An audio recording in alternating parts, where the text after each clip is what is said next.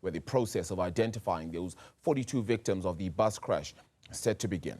The bodies were transported yesterday to a government mortuary in Siloam Hospital. Premier Dr Phophi Ramathuba says post-mortem examinations are being fast-tracked. Zola Sholwana joining us live now to get us a sense of how things have been faring. Today is the day when the start of identifying those bodies has begun. Have we been able to understand whether the next of kin have been notified of many of these, and of course some others having not filled in some next of kin information either?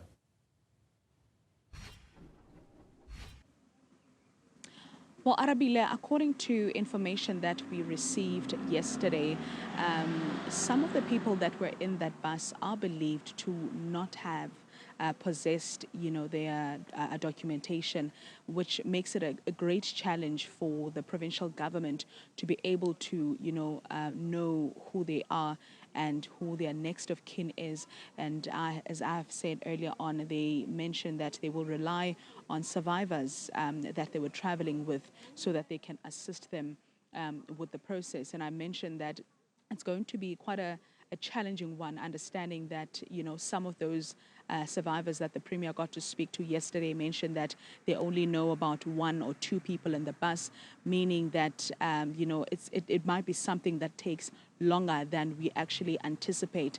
But she has called on, families that know that their loved ones were in that bus that was traveling from Gqeberha to Zimbabwe and Malawi to come to the nearest hospitals here in Limpopo, telling them that if they do not do that, they might possibly find, their loved ones being buried as paupers. And that is, of course, something that, people wouldn't want to see. But we do know that, there are conversations right now between the South African government, the Malawian government and Zimbabwe to try and, find next of kins of these people so that the identification process begins. So this thing happened on Sunday afternoon. Very few people came forward to go to these hospitals, to identify their loved ones, especially the survivors. They were able to reach out to their loved ones because they made calls. But the deceased, we haven't heard, someone that has come forward to actually say, my sister was there, my brother was there, and the body we have found, their remains. So that is the process that is expected to happen today. But I do know that my colleague Scara is on the other side, at the scene where we saw really chilling scenes there, Arabile, of, the belongings of those people, 42 people that perished, in that scene. Scara, what's happening on your end? Good morning to you, Zola, and to our viewers. We're just a few kilometers from where you are in Makhado.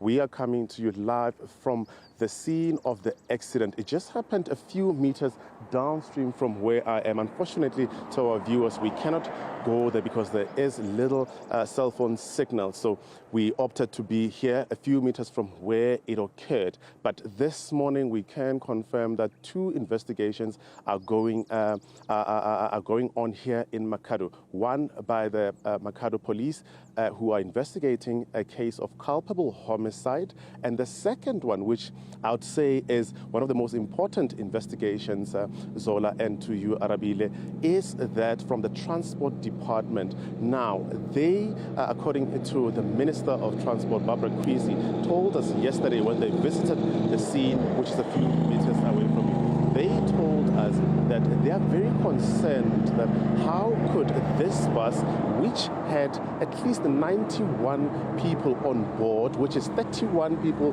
over the limit that it should have, how could it have traveled from Gqeberha, went through Free State, past Gauteng, and ultimately made it to Limpopo without it being stopped by traffic officials and checked? And actually, traffic officials noting that the bus was overloaded. So that's an investigation which will be undertaken by the Ministry of Transport. The Transport Minister confirming to us yesterday. Another concern that she had when they're investigating the scene was that 3 of the drivers who were on board that bus when it left Tebega are amongst the 42 who passed on.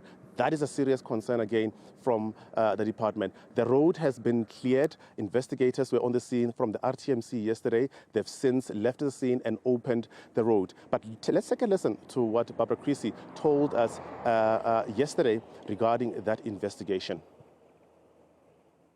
You would understand that the investigation into this accident is made more difficult by the fact that there were 3 drivers on this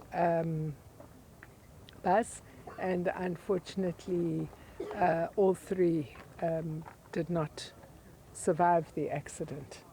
So this makes it, of course, the investigations even more difficult, because we're not able to talk with the drivers about what actually occurred at the time of the accident.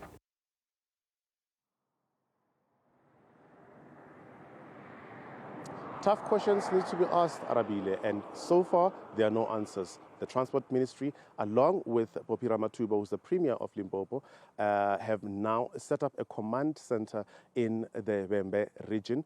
We're yet to visit that command center.